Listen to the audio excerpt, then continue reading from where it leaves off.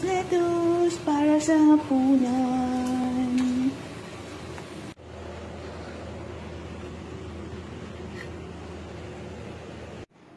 Ayan, hindi ako magkahapunan ngayon. Yung lettuce at saka yung steamed pork na may salted fish ay kay amo yun. Ito lang ang hapunan natin.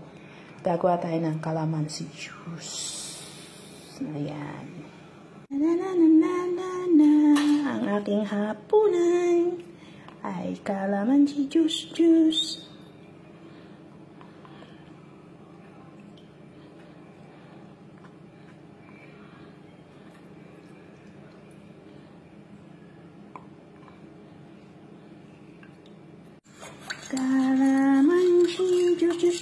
juice. Ito ang ating hapunan.